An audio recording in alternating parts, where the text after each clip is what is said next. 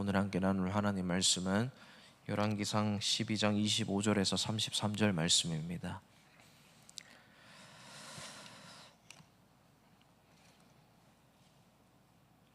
우리 한 목소리로 같이 봉독하겠습니다. 여로보암이 에브라임 산지에 세겜을 건축하고 거기서 살며 또 거기서 나가서 분우엘을 건축하고 그의 마음에 스스로 이르기를 나라가 이제 다윗의 집으로 돌아가리로다. 만일 이 백성이 예루살렘에 있는 여호와의 성전에 제사를 드리고자 하여 올라가면 이 백성의 마음이 유다 왕 된 그들의 주 르호보암에게로 돌아가서 나를 죽이고 유다의 왕 르호보암에게로 돌아가리로다 하고, 이에 계획하고 두 금송아지를 만들고 무리에게 말하기를 너희가 다시는 예루살렘에 올라갈 것이 없도다. 이스라엘아, 이는 너희를 애굽 땅에서 인도하여 올린 너희의 신들이라 하고, 하나는 베델에 두고 하나는 단에 둔지라. 이 일이 죄가 되었으니 이는 백성들이 단까지 가서 그 하나에게 경배함이더라. 그가 또 산당들을 짓고 레위 자손 아닌 보통 백성으로 제사장을 삼고 여덟째 달 곧 그 달 15째 날로 절기를 정하여 유다의 절기와 비슷하게 하고 제단에 올라가되 베델에서 그와 같이 행하여 그가 만든 송아지를 제사를 드렸으며 그가 지은 산당에 제사장을 베델에서 세웠더라. 그가 자기 마음대로 정한 달 곧 여덟째 달 15째 날로 이스라엘 자손을 위하여 절기를 정하고 베델에 쌓은 제단에 올라가서 분향하였더라. 아멘. 지금 이 솔로몬 왕 때부터 쌓였던 피로가 그 다음 왕인 르호보암 왕 때 되었어야 백성의 불만이 터져 나왔습니다. 그래서 르호보암이 왕이 되자마자 백성들이 그 전부터 쌓여왔던 세금들 그리고 계속 해왔던 노역들을 조금 가볍게 해달라, 감해달라라고 르호보암 왕에게 찾아갔습니다. 그때 르호보암 왕이 선택한 것은 강경책이었습니다. 더 강하게 백성들을 압박하고 더 무거운 세금을 매기고 정갈채찍으로 백성들을 휘둘러 버렸습니다. 그래서 백성들의 마음이 왕에게서 떠나버렸습니다. 그때 세워졌던 리더가 여로보암입니다. 여로보암이 이 반역을 일으키고 나라가 둘로 갈라질 것이라는 것은 이미 하나님이 아히야 선지자를 통해서 예언한 일입니다. 그래서 이 여로보암이 결국 10개의 지파를 데리고 다른 나라를 세울 것이다라는 것을 알고 있었습니다. 그래서 여로보암이 이 예언에 힘입어 또 백성들이 왕에게서 불만을 가지고 있다는 것에 힘입어서 반역을 일으켜서 결국 나라가 북쪽과 남쪽으로 나뉘어지게 됩니다. 나라가 나뉘어지고 나서 이제 여로보암이 어떤 정책들을 펼쳤는지의 이야기가 이 25절부터 시작되고 있습니다. 여로보암은 가장 먼저 세겜에 성읍을 건축합니다. 그리고 브누엘에도 성읍을 건축합니다. 이 브누엘은 브니엘이라는 이름으로도 불리는 곳입니다. 이 세겜은 요단강이 있으면 왼쪽 편에 있는 성읍이라고 보시면 됩니다. 이 브니엘은 요단강 건너편 오른쪽에 있는 야복강가에 있는 거기라고 보시면 됩니다.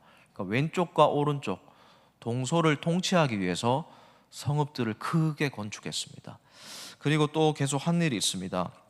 마음속에 이렇게 자기 왕국을 강화시키려고 하면서 불안감이 엄습해 왔습니다. 그래서 26절에 보면 그의 마음에 스스로 이르기를 나라가 이제 다윗의 집으로 돌아가리로다 라고 합니다. 다윗의 집으로 돌아가리로다 라는 말은 자기는 북쪽 이스라엘의 왕인데 사람들이 다윗의 후손인 르호보암 왕에게, 저 남유다에게 마음이 다시 빼앗기게 될 것이라는 불안감이 스스로 생겼다라는 것입니다. 그래서 그 불안감을 해소하기 위해서 계속 잘못된 정책을 펼쳐나가는 장면이 오늘의 본문의 장면입니다. 그래서 어떤 식으로 문제를 해결하느냐면 27절, 28절, 29절 말씀을 제가 읽어드리겠습니다. 만일 이 백성이 예루살렘에 있는 여호와의 성전에 제사를 드리고자 하여 올라가면 이 백성의 마음이 유다 왕 된 그들의 주 르호보암에게로 돌아가서 나를 죽이고 유다의 왕 르호보암에게로 돌아가리로다 하고 이에 계획하고 두 금송아지를 만들고 무리에게 말하기를 너희는 다시는 예루살렘에 올라갈 것이 없도다. 이스라엘아, 이는 너희를 애굽 땅에서 인도하여 올린 너희의 신들이라 하고 하나는 베델에 두고 하나는 단에 둔지라.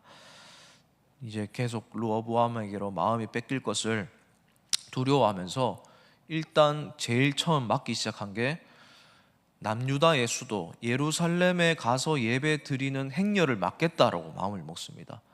그 행렬이라도 마음 먹으면, 몸이라도 멀어지면 마음이라도 떠나겠거니 하고 계획을 세웁니다. 그래서 잘못된 예배당을 만들기 시작합니다. 하나는 베델에, 하나는 단에 두 개의 임시 예배 처소를 만들고 금송아지를 제작하기 시작합니다. 그리고 송아지 하나씩 베델과 단에 두는데, 이 베델은 남쪽에서 제일 남쪽에 있는, 북이스라엘로 치면 제일 최남단에 있는 이 성읍이라고 보시면 됩니다.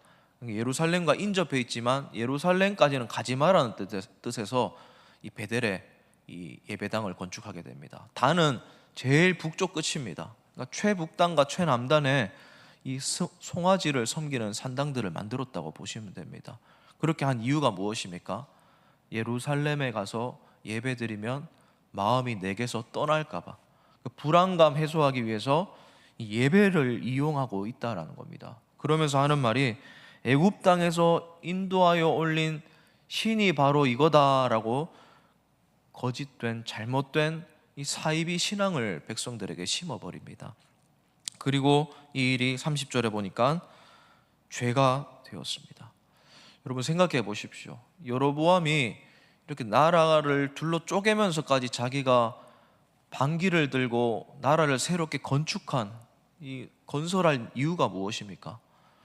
이 솔로몬 왕 때부터 계속되는 세금, 그리고 백성들이 고통을 받는다는 것 때문에 그 명목으로 의롭게 시작한 혁명 아니겠습니까?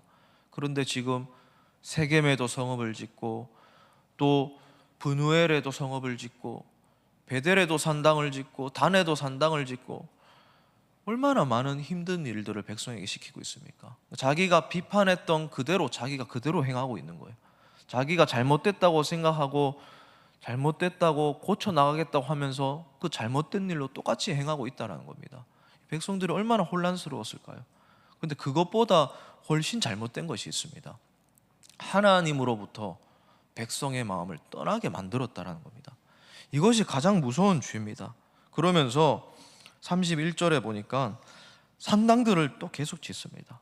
그리고 레위 자손으로 제사장을 삼아야 되는데 이 예배의 체계까지, 직분까지 무너뜨립니다. 레위 자손이 아닌 보통 백성으로 제사장을 삼아 버립니다. 그리고 32절, 33절에 보니까 절기를 자기 마음대로 막 만들어 버려요. 그러니까 이때도 예배드리고 저때도 예배드리고 그렇게 해버립니다. 원래는 1년에 3번 예루살렘에 가서 예배드려야 되는데 그 예배를 막 변화를 시켜버립니다. 그래서 인간의 불안감을 해소시키기 위해서, 또 자기의 힘을 과시하기 위해서 예배를 이용하고 하나님을 이용하는 정말 큰 죄를 저지르고 있다는 겁니다. 여기서 단어가 의미심장한 단어들이 몇 가지 사용되었습니다. 32절에 보면 자기 마음대로 절기를 정하는데, 거기에 32절 중간쯤에 보시면 어떻게 정했냐면 유다의 절기와 비슷하게 하고라고 되어 있습니다. 비슷하게 합니다. 완전히 다르게 하면 다 알아채니까 교묘하게 비슷하게 만들어 버려요. 알아채지 못하게 속이는 거죠. 교묘하게. 여러분, 그 북한에 김정은이 처음 태어났을 때는 신앙인이었습니다. 부모님이 감리교 교인이었어요. 그래서 어릴 때부터 주일학교도 잘 갔다고 합니다. 그러다가 이 잘못된 이 사회주의 사상을 받아들이게 되고 생각이 변하게 되면서 또 북한의 리더가 되면서 나라를 그렇게 만들었는데, 이 북한의 이 김씨 일가들을 신격화시키고 우상화시키는 내용들을 보면 성경에 나오는 내용과 굉장히 유사합니다. 실제로 하느님이라는 단어도 쓰고 말이 안 되는 내용들이 많습니다. 완전히 뭐 여기도 갔다가 저기도 갔다가 뭐 3살 때 총 쏠 줄 알았다가 9살 때 운전할 줄 알았다가 뭐 전지전능한 사람으로 만들어 버려요. 그래서 북한에서 탈북해서 오셔서 교회 다니시기 시작한 분들의 이야기를 들어보면 이거 북한에서 봤던 내용이라고 말하는 사람들이 되게 많습니다. 비슷하게 만들어 버려요. 그렇게 성경 내용과 비슷하게 만들어서 철저하게 태양 그리고 신, 전지전능한 신이라고 믿게 만들고 있는 게 저 북한의 주체 사상입니다. 여러분, 그런 식으로 비슷하게 만들어서 사람들의 마음을 하나님으로부터 떠나게 만드는 일들이 얼마나 많은지 몰라요. 대표적으로 이단이지 않습니까? 이단은 비슷한데 끝이 다릅니다. 끝이 하나님이 아니에요. 사람이에요, 결국. 그런 식으로 지금 여로보암이 비슷하게 하나님을 이용하고 예배를 완전히 파괴시키는 모습을 보여줍니다. 그리고 또 의미심장한 단어가 한 가지 더 있는데 33절 첫 부분에 보면 자기 마음대로 만들어 버렸다는 겁니다. 자기가 하고 싶은 대로, 욕심대로. 말은 다르게 했습니다. 백성들을 위해서 예루살렘까지 예배 드리러 가는 그 행렬이 너무 멀리 가는 것 같아서, 혹은 더 여기서 어느 곳에서든 예배 드리게 하려고 만들었다고 말은 했을 겁니다. 그런데 사실은 인간의 마음대로 했다라는 겁니다. 여러분, 이런 식으로 인간의 마음대로 하나님을 이용만 하려는 사람들, 또 그런 잘못된 예배의 습관들이 참 이 나라에도 참 많이 있습니다. 그런 것들을 잘 꿰뚫어 볼 줄 알아야 됩니다. 그리고 그런 식으로 우리 사람들의 마음을 막 현혹시키는 것들이 참 많이 있습니다. 특별히 이제 우리는 대선을 앞두고 있습니다. 지도자가 얼마나 중요한지 우리는 잘 알고 있습니다. 그런 정책들 그리고 하는 이야기들 잘 들어보시길 바랍니다. 자기 마음대로 하는 이야기인지, 혹은 진짜와 비슷하게 뭔가 꼬아서 결국에는 하나님으로부터 우리 마음을 떠나게 하려는 정책들은 아닌지, 이런 것들을 잘 분별해서 기도하면서 좋은 리더를 잘 뽑으시길 바랍니다. 여러분, 그런 꿰뚫어 볼 줄 아는 시선이 있어야 된다는 겁니다. 그리고 그에 걸맞는 하나님으로부터 마음이 더 가까워지게 하는 지도자를 선출해야 하는 사명이 우리 교회 안에 있는 것입니다. 이 교회가 또 성도님들이 이런 사명을 가지고 이번 대선에 잘 참석하셨으면 좋겠습니다. 그리고 한 가지 더 기억해야 될 것은 나에게는 이런 면이 없는지 살펴봐야 됩니다. 성경 말씀과 비슷하게 신앙생활을 해서는 안 됩니다. 자기 마음대로 신앙생활을 해서는 안 됩니다.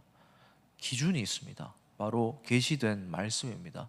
이 말씀 그대로 정말 신령과 진정으로 하나님께 예배하고 있는지, 진짜 하나님을 마음과 뜻과 목숨을 다해서 예배하고 있는지, 그 나의 진실성, 나의 신앙심을 돌아보아야 되겠습니다.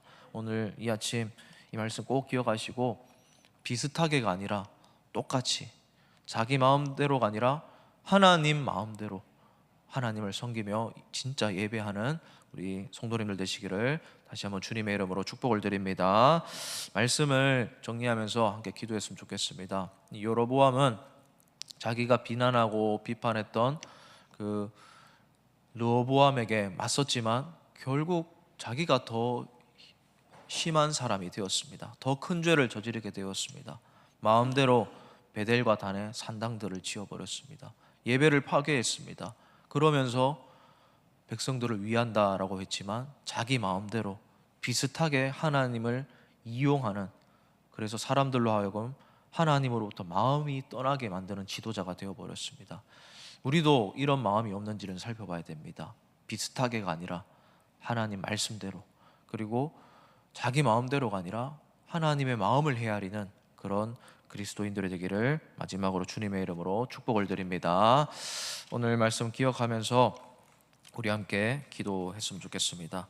특별히 오늘 말씀을 생각하면서 기도하실 때 오늘은 대선을 앞두고 우리나라를 사랑하는 마음으로 간절히 기도해 주셨으면 좋겠습니다.